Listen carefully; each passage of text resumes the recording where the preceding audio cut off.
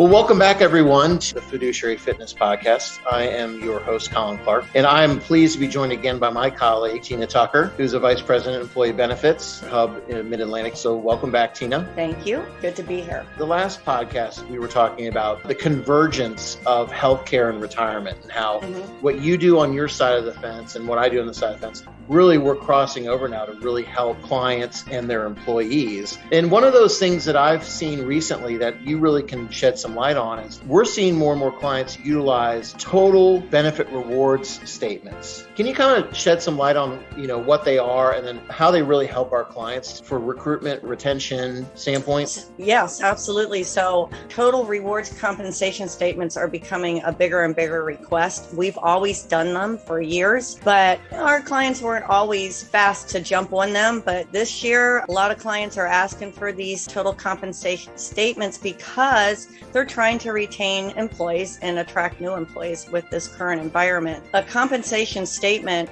really what it shows the employee is that it's not just your salary that your employer is paying. They're also giving you benefits. So many times, especially in the blue collar world, we'll see someone leave an employer for another $2 an hour, but maybe they're not weighing out all the other benefits that they're getting. And so what employers are asking us to do is create these statements and just show them this is what gets paid a year for your healthcare costs, for your vision costs. Do you pay to park? Your 401k, this is our match. It's not just when you leave a job getting a little bit more salary. You have to take your total compensation package into account. Are you going to a new job where you have to pay to park? And right now you have free parking. Social Security is a benefit. Your employer is paying for Social Security. That needs to be looked at in these compensation statements. So there's a lot of things that sometimes employees don't think about when they are looking at maybe going to another job. And these statements helps the employer show what their employees truly are getting in total compensation, not just salary. What do you think of best practices in? Like, when should an employer introduce these? Like, is there a certain time of the year? That's a great question, Colin, because a lot of companies do it differently. Some of them like to have the compensation statements come out right before annual increases, for example, so that people can truly see what they're already being compensated. So that's a rule of thumb, especially if you're a company that just does reviews one time a year. Another time is like maybe 2 or 3 months before open enrollment. Believe it or not, we get a lot of questions when we're doing our open enrollment meetings and they go, well, I don't know what I'm currently enrolled on. So we try to help them have that information when they're about to make decisions on their healthcare new enrollments for the year. That's great. And I can see how this idea that, hey, the more I understand about my worth and value to the company and my success financially, both on the health and wealth side, the better, more productive employee I'm going to be and the more satisfied I'm going to be. And really, the data shows that when an employee is financially secure and healthy, they give the employer all the credit. Absolutely.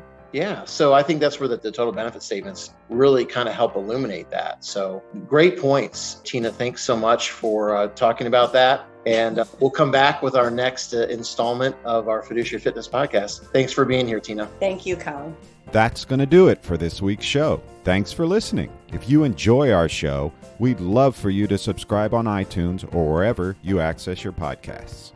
The opinions voiced in this program are for general information only and are not intended to provide specific advice or recommendations for any individual.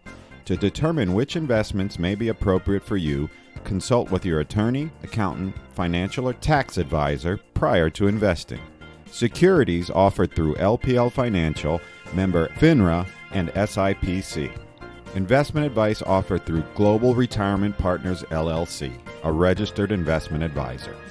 Global Retirement Partners, Washington Financial Group, a division of Hub International Mid-Atlantic, and Hub International are not affiliated with LPL Financial. Global Retirement Partners, LPL Financial, Washington Financial Group, and Hub International are not affiliated in any way with the services offered by any guest on this show.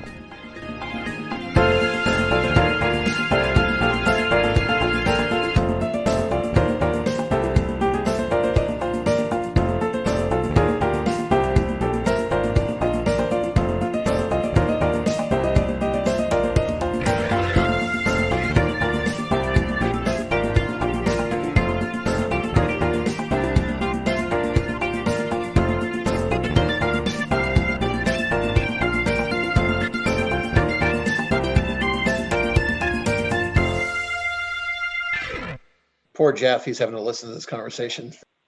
All right, hopefully Jeff can edit that, right?